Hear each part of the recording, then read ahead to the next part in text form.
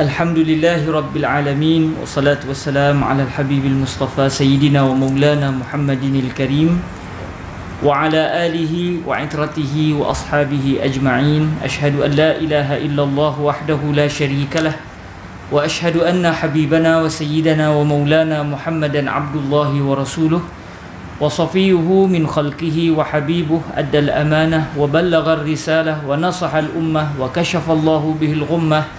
Allahumma salli wa sallim wa zid wa barik ala habibina wa sayyidina wa maulana Muhammadin wa ala ali sayyidina Muhammadin. Allahumma amin. Amma ba'd. Alhamdulillah, syukur kita kepada Allah Subhanahu wa taala dipertemukan lagi kita dalam majlis ilmu.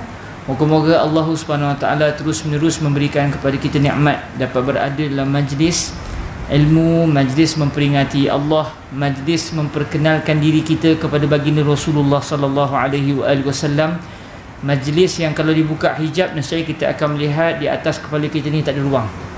Sebab dalam hadis Rasulullah sallallahu alaihi wasallam menyatakan ada malaikat khusus yang Allah Taala tugaskan, tugasnya adalah mereka ini mencari hilaqaz zikr, mencari bulatan-bulatan zikir, mencari majlis-majlis zikir. Lalu apabila mereka berada dalam majlis itu, mereka akan penuh sehingga di antara langit dengan orang yang berada dalam majlis itu tak ada ruang langsung. Main di atas kita ni kalaulah dibuka hijab kita tak nampak benda dah. Kita hanya nampak malaikat yang memenuhi ruang antara langit dan bumi yang melebarkan sayapnya sebagai tanda mereka meredai dan mereka gembira dengan majlis seumpama ini. Lalu Allah Subhanahu wa taala menyatakan kepada para malaikat, "Washuhum rahmati." Lebarkanlah, sebarkanlah kepada mereka semua akan rahmatku. Moga-moga kita beroleh rahmat daripada Allah Subhanahu wa taala. Para hadirin sidang pendengar yang dirahmati Allah Subhanahu wa taala, saya diminta oleh cikgu untuk membentangkan berkenaan dengan peristiwa Al-Isra'. Dan akhirnya bila cikgu kata minta pergi kuliah tentang Isra', tu saya dapat idea tulis baru ni di utusan pun tajuk pasal Isra'. Tapi Isra' Mi'raj ni perbahasannya tinggi dan perbahasan dia besar. Dan dia punya manfaat yang nak diambil daripada peristiwa Isra' dan juga Mi'raj tu pun sangat-sangat banyak. Maksudnya kalau betul-betul kita nak kupas tentang Al-Isra' wal Mi'raj, mungkin kita terpaksa ambil dalam 3 ke 4 majlis. Baru kita bolehlah puas hati sikit. Namun ala kulli hal, ma la yudraku kulluhu la yutraku julluhu. Tak dapat semua, jangan tinggal semua, kata para masyayikh, para ulama kita. Jadi insya-Allah pada hari ini, setakat rezeki yang Allah berikan kepada kita, kita akan cuba meneliti apakah kupasan para guru kita, khususnya daripada guru saya sendiri Fadilatul Syekh Yusri bin Rushdi, sewaktu beliau menghuraikan hadis-hadis kepada Nabi, kepada kami.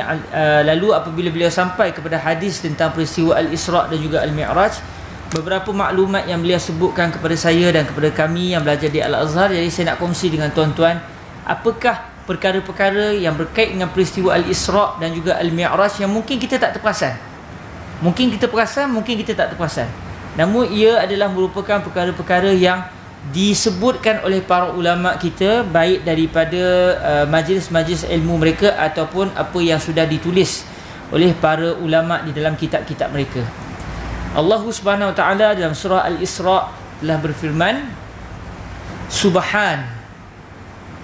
Subhanalladzi asra bi'abdihi laylan minal masjidil harami ilal masjidil aqsa alladzi barakna hawlahu linuriyahu min ayatina innahu huwas sami'ul basir. Maha suci Allah. Kita sendiri pun bila kita mendengar satu berita yang menakjubkan, kita pun subhanallah. Subhanallah. Betul ke?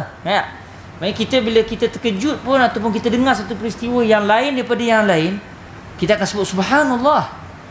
Allah Ta'ala memulakan surah Al-Isra' juga dengan subhan, untuk menyatakan bahawa peristiwa perjalanan Nabi daripada Al-Masjidil Haram dibawa ke Al-Masjidil Aqsa, kemudian daripada hadis-hadis Rasulullah dibawa naik sampai kepada sampai ke langit yang ketujuh, sampai tengok Sidratul Muntaha, sampai melepasi Sidratul Muntaha, sampai kepada satu tempat yang tak pernah sampai oleh mana-mana makhluk Allah sekalipun. Hatta malaikat pun tak nak sampai di situ. yang satu-satunya sampai Rasulullah sallallahu alaihi wasallam. Di situlah sebab kata guru kami, tempat itu dinamakan Qaba Qausain, tempat yang tidak pernah ditemui oleh ataupun tidak pernah disinggahi oleh mana-mana makhluk Allah, satu-satunya adalah baginda Rasul sallallahu alaihi wasallam. Maka di situlah Allah Azza wa Jalla menghadiahkan kepada Nabi dan kepada kita semua sembahyang 50 waktu sehari semalam. Jadi Allah Ta'ala memulakan surah ini dengan menyatakan subhanallazi, maha suci Tuhan yang asra bi'abdihi, yang telah menjalankan hambanya pada waktu malam. Jadi nak menyatakan bahawa peristiwa ini satu peristiwa yang menakjubkan, yang bercanggah dengan tradisi kebiasaan. Maksudnya kalau ikut secara keadat biasa manusia tak akan mampu perjalanan itu. Namun Allah Azza wa Jalla yang maha berkuasa telah memperjalankan baginda Rasul sallallahu alaihi wasallam pada waktu malam. Disebut lailan. Kata guru kami Fadilatul Syekh Yusri bin Rusdi, disebut lailan, tak disebut al-lail.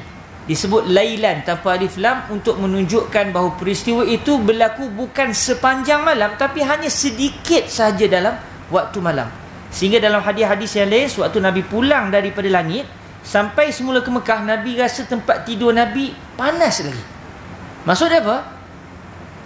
Mungkin 5 saat, 10 saat gitu je perjalanan tu.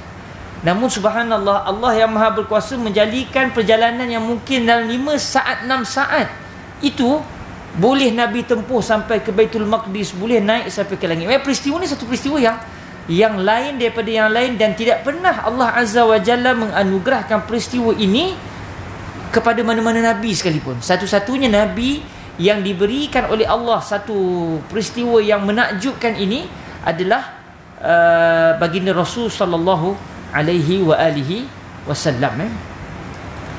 Jadi tuan-tuan yang dirahmati Allah Subhanahu wa taala, peristiwa ini ada disebutkan dalam kitab-kitab hadis, dan banyaklah dalam Sahih Bukhari ada, dan Sahih Muslim ada, dan kitab-kitab yang lain juga ada.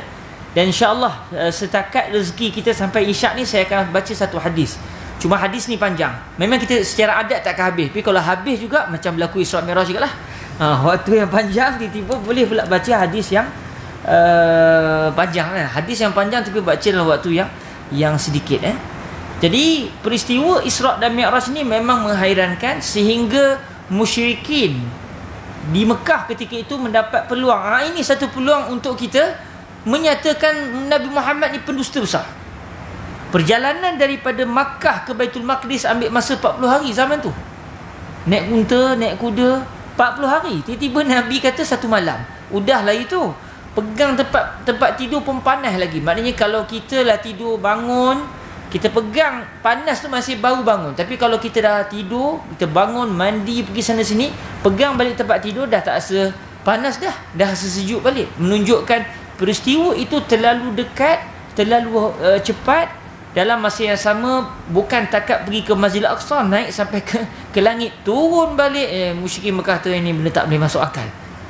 Bila ditanya kepada Sayyidina Abu Bakar, Sayyidina Abu Bakar kata, kalau dah yang sebut itu Rasulullah, maka saya percaya.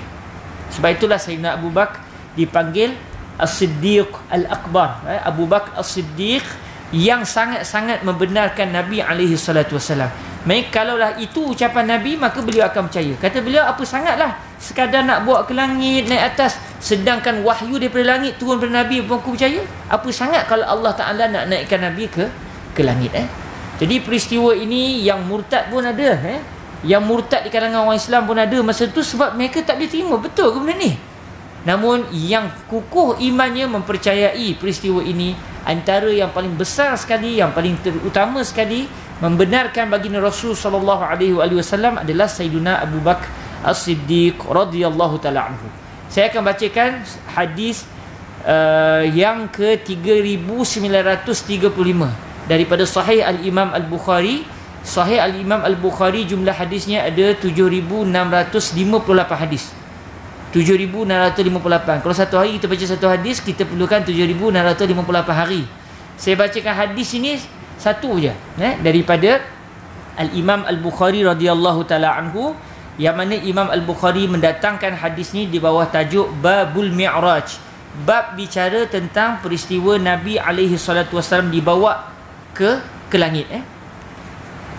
Dengan sanad melalui guru saya Fadilatul Syekh Yusri bin Rusdi, yang beliau meriwayatkan kisah ini daripada guru beliau Syekh Abdullah Al-Ghumari. Dengan sanad Al-Imam Syekh Abdullah Al-Ghumari sambung menyambung daripada guru ke guru. Tak dapat nak sebut lah, ada dalam catatan, namun disebabkan masa bersambung terus menerus sampai kepada Sayyidina Al-Imam Al-Bukhari radhiyallahu taala anhu. Beliau telah berkata, haddatsana Hudbah bin Khalidin qala haddatsana Hammam bin Yahya qala haddatsana Qatadatu an Anas bin Malik radhiyallahu taala anhu an Malik bin Sa'sah radhiyallahu anhuma anna Nabiyallah sallallahu alaihi wa alihi wasallam haddatsahum an lailata usriya bihi bainama ana fil hatim wa rubbama qala fil hijri mutaji'an id atani atin faqad qala wa sami'tuhu yaqul fashaqqa ma baina hadhihi ila hadhihi فقلت للجارود وهو إلى جنبي ما يعني به قال من ثغرة نحره إلى شعرته وسمعته يقول من قصه إلى شعرته فاستخرج قلبي ثم أتيت بطست من ذهب مملوءة إيمانا فغسل قلبي ثم حشي ثم أتيت بدابة دون البغل وفوق الحمار أبيض فقال له الجارود هو البراق يا أبا حمزة قال أنس رضي الله تعالى عنه نعم يضع خطوه عند أقصى طرفه فحملت عليه فانطلق بي جبريل حتى أتى السماء الدنيا. Simpulannya, kata Al-Imam Al-Bukhari radhiyallahu ta'ala anhu dengan sanad beliau sampai kepada Sayyidina Anas bin Malik. Sayyidina Anas dengar kisah ni daripada seorang sahabat Nabi yang lain yang bernama Malik bin Sa'sa'ah. Sayyidina Malik bin Sa'sa'ah menceritakan bahawa Nabi Muhammad sallallahu alaihi wasallam menyatakan pada malam baginda dibawa berjalan itu, kata Rasulullah, saya telah berada tidur di Al-Hatim, di Hijri Ismail. Kalau dalam hadis yang lain, Nabi pada malam itu tidur di rumah sepupu baginda, rumah sepupu Nabi, sepupu perempuan Nabi, iaitu Sayyidatuna Ummu Hani bintu Abi Talibin. Maknanya anak kepada Abu Talib. Rumah tu dulu adalah rumah Abu Talib. Di situ Nabi membesar, dan akhirnya bila Abu Talib meninggal dunia, mana yang mewarisi rumah itu adalah anak perempuan beliau, iaitu Sayyidatuna Ummu Hani. Jadi pada malam itu Rasulullah sallallahu alaihi wasallam tidur di rumah sepupu baginda. Kita tak hairanlah, sebab itu memang rumah yang Nabi daripada kecil membesar di situ, iaitu rumah bapa saudara Nabi Abu Talib. Maka dalam hadis disebut sedang Nabi tidur, tiba-tiba atap rumah itu dibuka. Lalu turunlah Sayyidina Jibril alaihi salam. Maksudnya Sayyidina Jibril daripada langit terus turun daripada atap. Maksudnya awal kisah pun dah lain. Orang masuk rumah bukan ikut atap. Nak ceritanya benda ni lain daripada yang lain. Bukan masuk ikut pintu, ikut atap terus. Lalu akhirnya Sayyidina Jibril AS bawa Nabi daripada rumah Sayyidatuna Ummu Hani. Ini rumah Sayyidatuna Ummu Hani dalam kawasan Masjidil Haram, dalam kawasan lapangan tawaf tu. Kalau kita tawaf tu, mari kita ada tiang-tiang yang di sekeliling kawasan tawaf tu. Di antara tiang-tiang tu adalah rumah Sayyidatuna Ummu Hani. Jadi daripada rumah Sayyidatuna Ummu Hani nak ke Hijri Ismail tak jauh lah, berjalan kaki lebih kurang dalam 5 minit sampai lah, dekat je. Jadi malaikat Jibril AS bawa Rasulullah pergi ke Hijri Ismail. Hijri Ismail tempat dalam kawasan Kaabah yang melengkong tu. Di situ Nabi, sebab bangun tidur, Nabi tengah tidur dibawa ke situ. Akhirnya Nabi sambung, Nabi sambung tidur di situ. Dan di situlah Nabi SAW telah dibelah dada Nabi SAW daripada sini sampai ke sini. Dibawa daripada bawah tengkuk ni sampai ke bahagian pusat, bahagian pusat dibelah dada Rasulullah sallallahu alaihi wasallam. Lalu dikeluarkan jantung Nabi alaihi salam, jantung yang berdeguk tu dikeluarkan daripada badan Nabi. Kemudian kata Rasulullah sallallahu alaihi wasallam, ini Nabi cerita ni, tengok jantung Nabi dikeluarkan. Itu pun dah lain dah. Maknanya kalau kita boleh cerita, saya baru ni tengok ada orang belah dada dia, keluarkan jantung saya tengok, oh ini jantung saya, ni orang kau orang ni.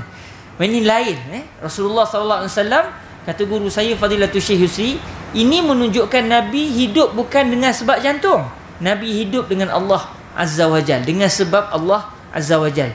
Main Nabi ni, hidup Nabi tidak bergantung kepada sebab hakikatnya. Kita hidup berdasarkan sebab. Walaupun maknanya sebab itu bukanlah yang berkuasa. Main kalau tidak dengan izin Allah tak akan berlaku juga. Namun Nabi SAW lain daripada yang lain. Kita secara adat kalau dikeluarkan jantung mati. Rasulullah SAW dibelah dada Nabi, dikeluarkan jantung. Nabi boleh cerita pula kepada kita apa yang Sayyidina Jibril buat pada jantung Nabi. Dikeluarkan jantung, dibasuh jantung, dimasukkan pula dalam jantung Nabi SAW dengan keimanan dan keilmuan. Maknanya subhanallah, dibasuh dengan air zam-zam. Kemudian di semua Nabi cerita, Nabi tengok bagaimana jantung Nabi dikeluarkan daripada dada baginda Rasul sallallahu alaihi wasallam. Dan peristiwa pembelahan jantung Nabi ini berlaku sebanyak 4 kali sepanjang baginda Nabi alaihi salatu wasallam hidup. Kali pertama dan kali kedua sewaktu Nabi di perkampungan Sayyidatuna Halimah As-Sa'diyah, sampai anak-anak Sayyidatuna Halimah balik berlari kepada ibu beliau. Ibu mereka menyatakan Muhammad telah dibunuh. Yalah, nampak orang bawa Nabi Muhammad belah dada. Apa lagi? Orang kata dia kena bunuh. Kemudian akhirnya Sayyidatuna Halimah As-Sa'diyah berlari kepada Rasulullah yang masih kecil ketika itu. Wajah Nabi pucat, dalam keadaan ada kesan dada Nabi sudah dijahit semula. Maknanya peristiwa pembelahan dada ni, kata guru kami Fadilatul Syekh Yusri bin Rusdi, berlaku sebanyak 4 kali. 2 kali semasa Nabi di perkampungan Banu Sa'di, iaitu perkampungan Sayyidatuna Halimah As-Sa'diyah. Kemudian kali ketiga sebelum Rasulullah sallallahu alaihi wasallam menerima wahyu ketika usia Nabi dalam 39-40 begitu. Kemudian kali yang terakhir adalah sebelum Nabi sallallahu alaihi wasallam dibawa ke Baitul Maqdis dan dibawa ke langit. Jadi ini adalah kali yang keempat. Dan para sahabat memang perasan di dada Nabi tu macam ada kesan belahan. Memang real benda dilihat oleh para sahabat Nabi alaihi wa ala jami'al anbiya as-salatu wassalam. Baik, peristiwa pembelahan tu berlaku bila? Kata para ulama, peristiwa ini ada ulama berbeza pendapat. Ada kata bulan ni, tapi antara yang masyhurnya adalah pada bulan Rajab. Sebab tu kita masih berada di bulan Rajab, kita datang membawa perbincangan berkenaan dengan peristiwa Al-Isra dan juga Al-Mi'raj. Kata para ulama, juga mereka berbeza pendapat tahun bila berlaku peristiwa ini. Pendapat yang masyhur mengatakan pada tahun 11 kenabian, iaitu sebelum peristiwa hijrah.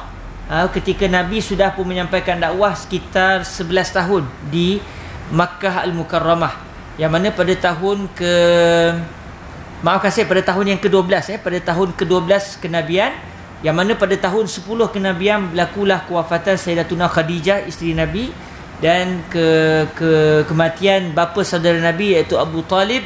Dan pada tahun itulah, tahun kematian itu iaitu pada bulan Ramadan tahun 10 Hijriah, 10 kenabian, kematian 2 orang tokoh ini menyebabkan musyrikin Mekah melampau terhadap baginda Rasul sallallahu alaihi wasallam. Mereka menekan Nabi, dan akhirnya selepas itu Nabi pergi ke Taif. Nabi sampaikan dakwah pada bulan Syawal tahun yang sama. Bulan Ramadan Sayyidatuna Khadijah dan juga bapa saudara Nabi wafat. Kemudian pada bulan Syawal, bulan depannya Nabi pergi ke Taif, dibaling dengan batu. Kemudian daripada Taif Nabi nak masuk Mekah, tak dibagi masuk. Main tak diizinkan masuk. Ni bukan isu rentah negeri ni. Isunya memang kerana orang musyrikin Mekah tak nak Nabi masuk. Sedangkan Nabi adalah orang Mekah, dan Nabi bukan sekadar orang Mekah. Nabi adalah daripada keturunan yang mulia-mulia di kota Makkah Al-Mukarramah. Jadi peristiwa kesedihan demi kesedihan, tekanan demi tekanan ini Allah takdirkan untuk menyatakan, seakan-akan Allah nak sebut kepada Nabi, kalau seluruh penduduk dunia tak suka kamu ya Rasulullah, penduduk langit menunggu-nunggu kedatangan anda. Jadi dalam hadis yang kita dengar tadi, dibawa secara laju ataupun secara ringkas, tidak disebutkan Nabi SAW daripada Hijr Ismail itu, dan Nabi mengendarai satu binatang yang namanya burak, lebih kecil daripada kuda, lebih besar daripada keldai. Lebih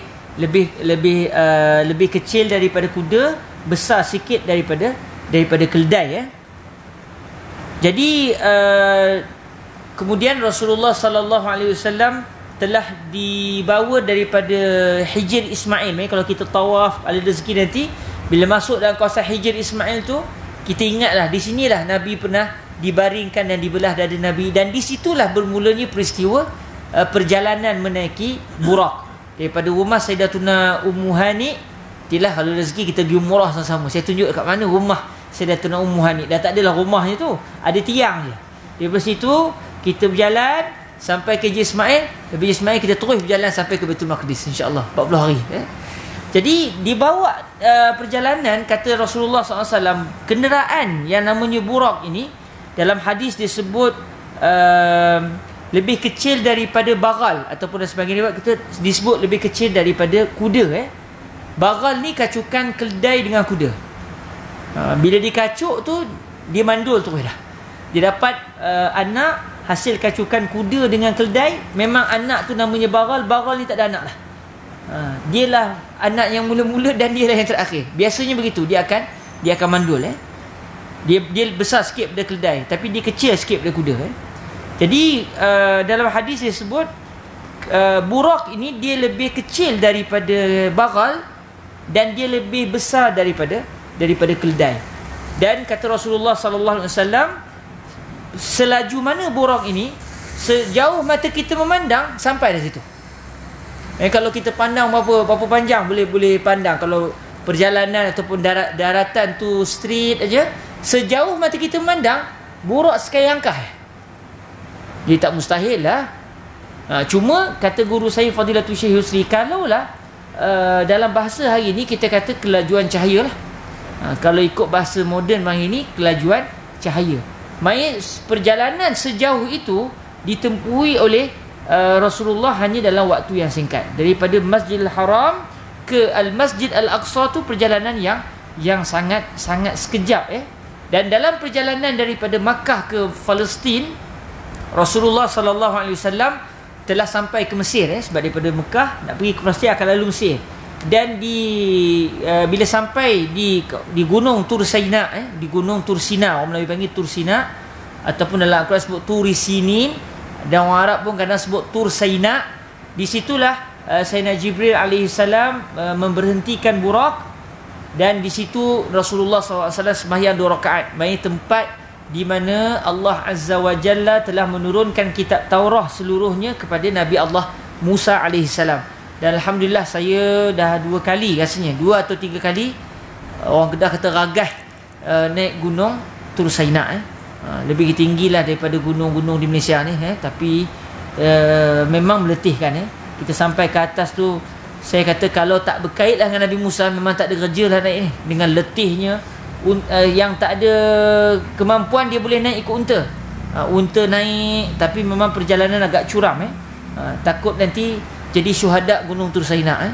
Naik di atas tu memang kalau kita pergi musim sejuk, bawah tu -1 dah. Di atas tu memang tak tahulah berapa negatif berapa, wallahu alam. Dan di atas tu kita ada satu masjid kecil, dan dekat dengan kawasan masjid itu dikatakan ada satu lokasi, di situlah dikatakan tempat munajat Nabi Musa alaihi salam. Di situ jugalah Rasulullah pernah tiba dan Nabi melakukan salat 2 rakaat. Kemudian daripada Mesir teruskan perjalanan dan akhirnya sampailah ke kubur Nabi Allah Musa alaihi salam. Di situ juga Sayyidina Jibril AS memberhentikan burak, dan Rasulullah salat juga di situ sembahyang sunat. Kemudian sampai kubur Nabi Musa berada di Palestin, tapi sebelum sampai ke Baitul Maqdis. Kemudian bila sampai ke satu lokasi lagi sebelum sampai ke Masjid Al-Aqsa, iaitu Baitul Lahm. Orang Israel kata Bethlehem, ataupun bahasa Arab panggil Baitul Lahm. Di situ adalah tempat kelahiran Nabi Isa alaihi salam. Sampai ke hari ini mereka mendakwa satu tempat di Baitul Lahmi, dikatakan di situlah tempat lahir Nabi Isa alaihi salam. Di situ jugalah Rasulullah sallallahu alaihi wasallam melakukan salat sunat di situ sebelum Nabi sampai ke Al-Masjid Al-Aqsa. Masjid Aqsa biasa kita tengok gambar kubah kuning tu. Masjid Aqsa sebenarnya bukan masjid tu saja. Masjid Aqsa bukan hanya masjid yang kubah hijau. Kadang-kadang ada orang tunjuk gambar Masjid Al-Aqsa kubah warna hijau. Ada kubah warna kuning, ada kubah warna hijau. Sebenarnya Masjid Aqsa adalah kawasan empat segi, dataran empat segi, yang di dalam dataran empat segi itulah adanya masjid yang kubah hijau tu, dan ada juga masjid yang kubah kuning tu, kubah yang keemasan tu. Jadi sebenarnya seluruh kawasan yang berada dalam kawasan petak empat segi luas itu, kesemuanya dinamakan Al-Masjid Al-Aqsa. Jadi Masjid Aqsa ni dalam tu dia macam kompleks, dia macam-macam. Dia ada masjid ni, ada masjid ni, ada masjid tu, ada masjid ni. Jadi seluruh kawasan empat segi itu adalah kawasan yang dinamakan Al-Masjid Al-Aqsa. Jadi di situlah Nabi SAW, Allah muliakan Rasulullah SAW dengan dihimpunkan seluruh para nabi dan para rasul di masjid tersebut. Maksudnya semua nabi-nabi dan rasul-rasul. Berapa orang nabi-nabi dan rasul-rasul? Sebahagian pendapat para ulama menyatakan jumlah nabi-nabi campur jumlah rasul-rasul semuanya adalah berjumlah 124,000 orang. Maksudnya rasul saja sebahagian ulama kata 313 orang. Yang kita tahu 25 orang lah. Tapi ada lagi rasul yang lain yang katanya jumlah dekat 300 orang lebih. Selain daripada rasul ada nabi. Nabi ni dia dapat wahyu tapi tidak disuruh untuk menyampaikan kepada umatnya. Maksudnya untuk pegangan diri sendiri, tapi dapat wahyu daripada Allah. Jumlah semua nabi-nabi campur dengan rasul semuanya ada 124,000 orang. Jadi para hadirin yang dirahmati Allah, di kawasan petak empat segi itulah Allah Azza wa Jalla menghadirkan seluruh roh para nabi dan para rasul. Maksudnya semua nabi-nabi itu dah wafat, melainkan Nabi Isa AS saja yang hadir secara roh dan jasad. Namun nabi-nabi yang lain datang secara roh, sebab jasad mereka berada di kubur masing-masing. Jadi di sini kata guru saya Fadilatul Syekh Yusri, dalam perjalanan itu Nabi singgah di tempat-tempat berkat. Maksudnya tempat yang berkait dengan para nabi dan para rasul ini tempat berkat. Dan di sini jugalah datangnya pensyariatan kalau kita pergi ziarah makam para nabi dan para rasul, elok kalau ada peluang kita sembahyang sunat di situ. Sebab Nabi SAW sendiri sembahyang sunat di tepi makamnya Nabi Allah Musa AS. Saya sendiri tak pernah sampai Palestin lagi, cuma tengok gambar je makam Nabi Musa AS.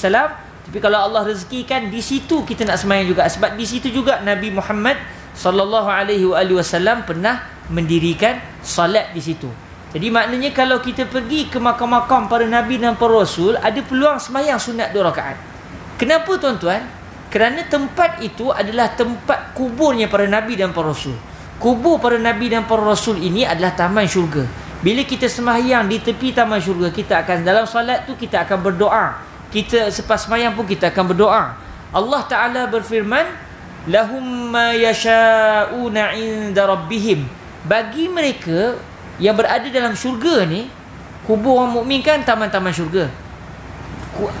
Bagi mereka yang berada di syurga ini, apa saja yang mereka kehendaki. Maksudnya orang dalam syurga, kalau dia nak apa benda pun Allah Ta'ala akan kabulkan. Sebab tu kita dalam syurga nanti, bila kita nak apa benda pun tak perlu usaha dah, semuanya secara kun fayakun. Jadi apabila kita solat di tepi kubur orang soleh, dalam solat kita akan berdoa, iyyaka na'budu wa iyyaka nasta'in. Kita akan sebut ihdinas siratal mustaqim. Kita akan berdoa. Dan kadang-kadang dalam ayat yang kita baca kita berdoa. Lepas tu dalam solat, dalam sujud pun kita berdoa. Kita puji Allah. Lepas tu kadang-kadang kita berdoa.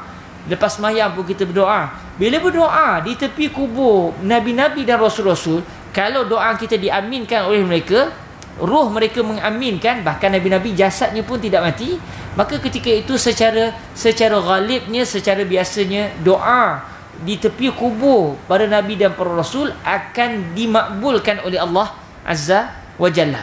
Dan kata para ulama, begitu jugalah kalau kita menziarahi kubur orang-orang soleh. Sebab orang-orang soleh, walaupun mereka bukan nabi dan rasul, tetapi secara adatnya, apabila mereka itu hidup secara soleh dan meninggal dunia juga secara soleh, maka secara ghalibnya, secara sangkaan baik kita, kubur mereka juga adalah taman-taman syurga Allah Azza wa Jal. Sebab tu kalau kita lihat orang-orang soleh, orang-orang sufi, kalau mereka ada peluang, mereka ziarah kubur orang-orang soleh. Macam kita di Malaysia ni, di Perak, kubur-kubur orang soleh mana kita pergi ziarah. Kemudian kita ke Terengganu, kita pergi ke makam Tok Kupaloh. Kalau kita ke Kelantan, kita pergi ziarah makam Tok Kenali. Kalau kita pergi ke Johor, di sana ada makam para awliya di Batu Pahat. Kalau kita pergi ke Mesir, Mesir lagi banyak lah. Tuan-tuan kalau ada rezeki, kita kumpul duit sama. Setahun dua ni saya pun balik Mesir, tuan-tuan ikut sekali. Lepas tu tuan-tuan balik, saya tinggal sana lah. Jadi tuan-tuan yang dirahmati Allah SWT, kubur orang soleh ni banyak. Bila kita berdoa di kubur orang soleh, doa kita diaminkan insya-Allah oleh mereka. Maka doa di kubur orang soleh biasanya mustajab. Dan ini pengalaman orang-orang sebelum ini. Sebab tu kalau kita ziarah kubur orang soleh ni, kata guru saya Fadilatul Syekh Yusri bin Rusdi, selain dapat pahala ziarah, menziarahi kubur. Kata Rasulullah sallallahu alaihi wasallam, kuntu nahaitukum an ziyaratil kubur ala fazuruha. Saya satu ketika dahulu menghalang kamu semua daripada menziarahi kubur. Sebab peringkat awal orang musyrik ni kalau pergi kubur, kalau sekadar menangis tak nampak sedih lagi, mesti menjerit-jerit. Baru nampak dia tu anak yang soleh. Macam tu. Jadi bila orang Islam baru masuk Islam, Nabi tak bagi pergi kubur. Sebab nanti akan terbawa-bawa perangai musyrikin, menjerit-jerit, tidak redha dengan qada dan qadar Allah Azza wa Jal. Tapi bila akhirnya Nabi telah pun memberikan pendidikan yang baik kepada para sahabat sudah kuat keimanan mereka, kalau pergi kubur pun walaupun mungkin sedih, tetapi menyerahkan urusan kepada Allah, redha dengan qada dan qadar Allah. Nabi kata, kuntu nahitukum an ziyaratil kubur ala fazuruha. Saya satu ketika dahulu menghalang kamu daripada menziarahi kubur, maka sekarang ziarahilah kubur. Iaitu sunat kita ziarah kubur. Maksudnya selain daripada dapat pahala menziarahi kubur, kata guru saya Fadilatul Syekh Yusri, kita juga dapat pahala menziarahi seseorang kerana Allah. Sebab kalau ziarah kerana Allah ni, balasannya adalah syurga Allah. Menziarahi seseorang kerana Allah, balasannya adalah mendapat syurga Allah Azza wa Jal. Guru kepada guru saya pula, yang namanya Syekh Abdullah ibnu Muhammad ibni Muhammad As-Siddiq Al-Ghumari, guru kepada Syekh Yusri, guru saya ni. Saya ni jadi cucu lah, cucu secara ilmu lah. Saya belajar dengan guru saya Syekh Yusri. Ayah saya dari sudut ilmu. Ayah saya dari sudut ilmu ni belajar pula dengan ayah beliau, iaitu Syekh Abdullah Al-Ghumari, guru beliau lah, bukan ayah betul, tapi guru ayah secara ilmu. Jadi saya ni jadi pakat cucu. Jadi Syekh Abdullah Al-Ghumari dalam kitab beliau An-Nafhatul ila dalam kitab beliau Allahumma salli ala sayyidina Nabi, Allahumma salli ala sayyidina Nabi, apa nama kitab tu? Saya setiap hari Rabu saya baca secara online. Terlupa pula nama kitabnya. Dalam kitab itu Syekh Abdullah Al-Ghumari mendatangkan 40 amalan, kalau buat satu pun boleh masuk syurga. Janji Nabi, antaranya adalah menziarahi seseorang kerana Allah Azza wa Jal. Jadi kalau kita lihat ziarah orang masih hidup, kadang-kadang memang kerana Allah, kadang-kadang sebab lain. Sekurang-kurangnya dia ni kalau pergi rumah dia masak memang sedap. Kurang-kurang ada juga tu. Tapi kalau kita ziarah orang dah meninggal dunia, kita nak tunggu apa lagi? Kita nak apa? Nak suruh dia jamu kita? Tak ada. Satu air pun tak disediakan. Tapi kita nak apa sebenarnya?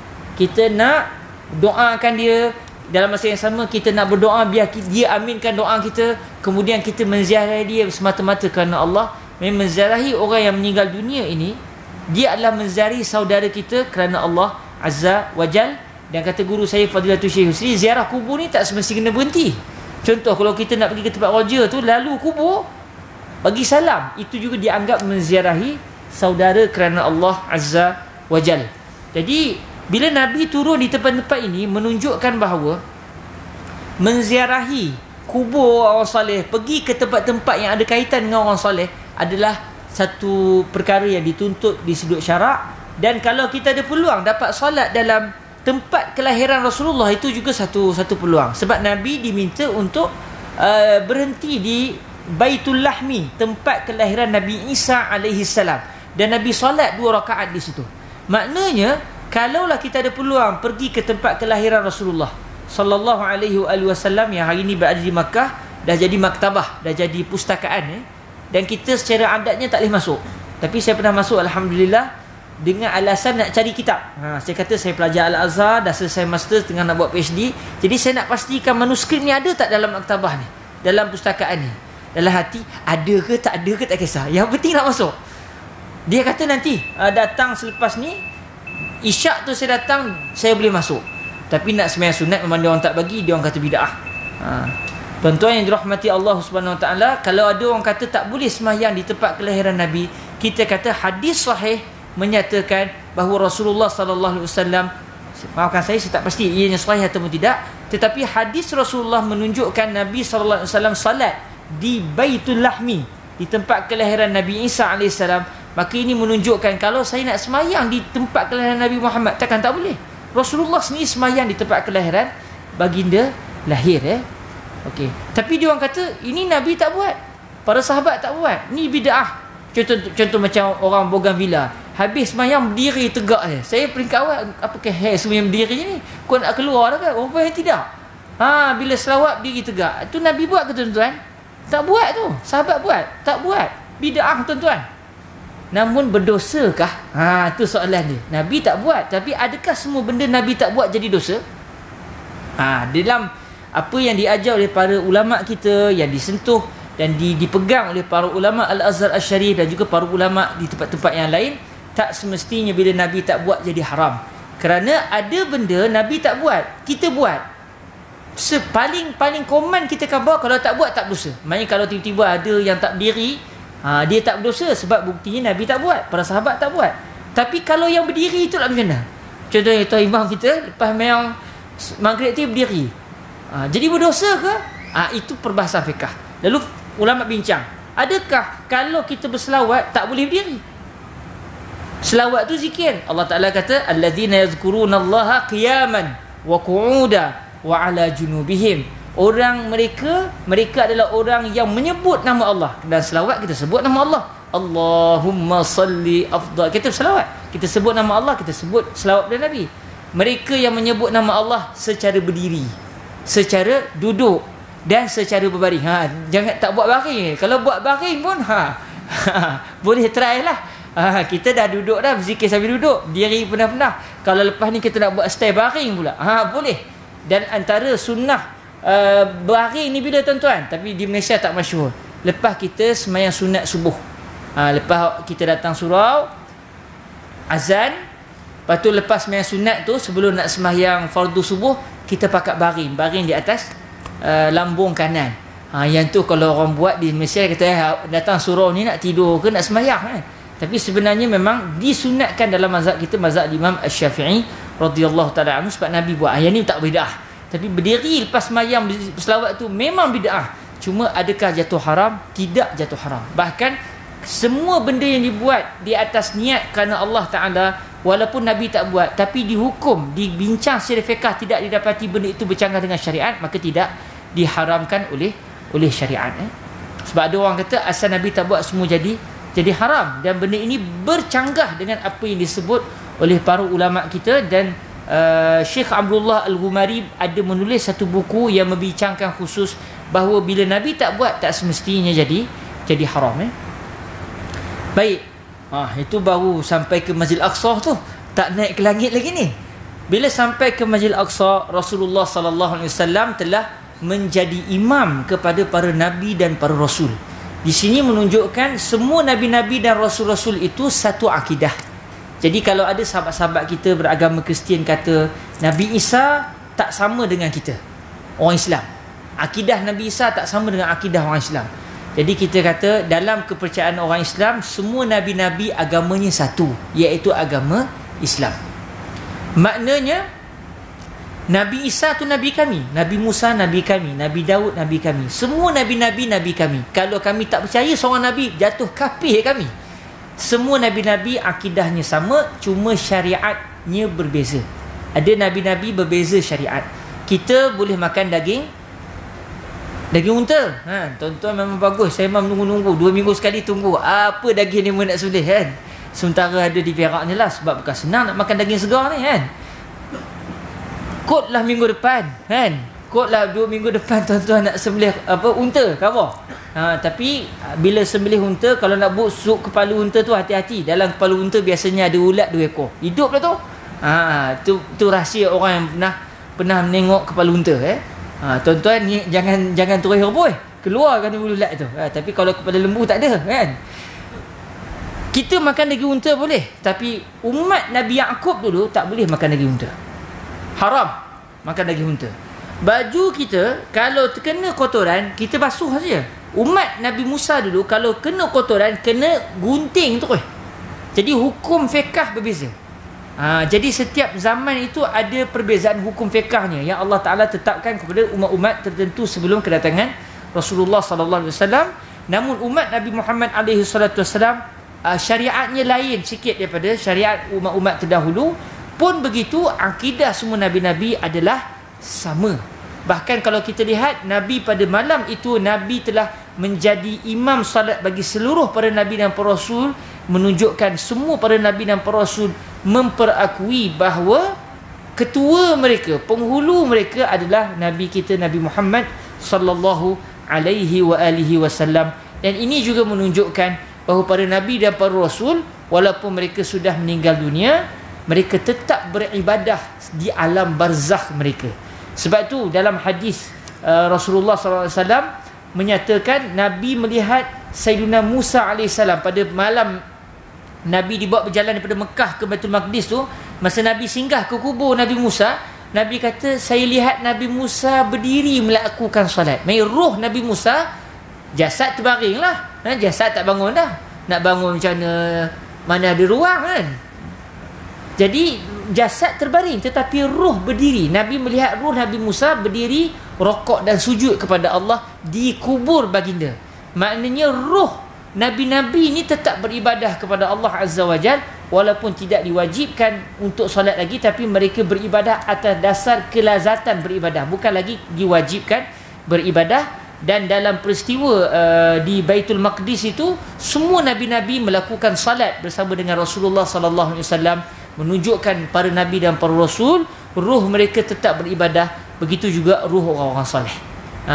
Mereka tetap beribadah di kubur mereka, tetapi secara rohnya, walaupun jasad dah tak bergerak, namun rohnya tetap akan hidup. Sebab tu kalau orang tanya kita satu soalan, banyak-banyak makhluk apa yang dicipta Allah tak mati-mati, tak akan mati? Jawapannya roh. Kita jasad mati, roh tak mati. Roh dia dulu tak wujud, kemudian Allah wujudkan dia. Bila roh dah wujud, dia akan mati ke? Tak mati. Maknanya bila Allah Ta'ala sebut kullu man 'alaiha fan wa yabqa wajhu rabbika dzul jalali wal ikram, semua yang ada atas muka bumi ni semuanya akan hancur binasa, melainkan wajah Allah. Maksud dia melainkan Allah Azza wa Jal. Sebab tak boleh kita kata Allah ada muka, ada tangan, sebab ini bercanggah dengan akidah Ahlussunnah wal Jamaah. Bila Allah sebut, maknanya ada makna lain. Apa maknanya? Sebagian ulama kata maksud dia iaitu Allah Azza wa Jal. Sebab Allah tidak bertempat, Allah tidak beranggota badan. Jadi semua makhluk akan binasa melainkan Allah Azza wa Jal. Ada lagi yang bukan Allah tapi dia makhluk dan dia pun tak mati. Apa dia? Ruh. Sebab tu tuan-tuan, ruh ni dia tak akan mati. Dan ruh kita lebih awal daripada jasad kita. Kita ni umur dah tua dah tuan-tuan. Bila kita diciptakan Allah, ruh kita diciptakan Allah bila? Semenjak zaman Nabi Adam lagi. Sebab tu semua ruh ini pernah Allah tanya soalan, alastu bi rabbikum, bukankah aku ni Tuhan kamu semua? Semua ruh menjawab bala. Betul ya Allah, engkau adalah Tuhan kami. Dan yang mula-mula menjawab bala, yang mula-mula menjawab ya ya Allah adalah Sayyiduna Nabi Muhammad sallallahu alaihi wasallam. Jadi semua roh adalah hidup semenjak berzaman Nabi Adam lagi. Memang kita ni dah tua tuan-tuan. Cuma roh kita itu belum bergabung dengan jasad. Bila gabung dengan jasad, sekarang ni lah. Dan akhirnya dia akan berpisah semula daripada jasad pada satu hari nanti. Main dalam sepanjang-panjang umur kita ni, daripada zaman Nabi Adam sampailah ke akhirat nanti, waktu kita diuji Allah sekarang. Sebelum tu tidak, selepas tu tidak, tengah-tengah ni. Ini saja saat kita akan diuji oleh Allah Azza wa Jal. Sambungan hadis ni menceritakan Nabi diangkat ke langit pula. Namun apakan daya tuan-tuan, isyak sudah pun masuk. Jadi maknanya moga-moga direzekikan Allah bertemu lagi pada waktu-waktu yang mendatang. Kalau tidak pun insya-Allah kalau ada peluang mungkin pada asatizah yang lain boleh menyambungnya insya-Allah azza wajal. Takat boleh Isra' je tuan-tuan. Baik tuan-tuan kena buka betulkan di iklan tu pengajaran Isra' je lah. Mi'raj tak dah Mi'rajnya tidak sempat lagi pada hari ini. Moga-moga tuan-tuan yang dirahmati Allah Subhanahu Wa Taala kita direzekikan dapat terus mengenali Nabi alaihi salatu wassalam. Sebab dalam peristiwa Mi'raj tu macam-macam lagi kita boleh lihat pengajarannya. Kenapa Nabi Musa tahan Rasulullah? Kenapa Nabi Musa nangis? Kenapa Nabi Ibrahim tak tahan pula Rasulullah? Isu sangat banyak tuan-tuan. Tapi likulli maqamin maqal. Setiap tempat ada dia punya posisi dia. Dan posisi saya sekarang khalas ya khairi uskut. Senyaplah khairi, Khairul Nizam senyap berhenti kerana isyak sudah masuk. Aqulu qauli hadza wa astaghfirullah li wa lakum. Assalamualaikum warahmatullahi wabarakatuh.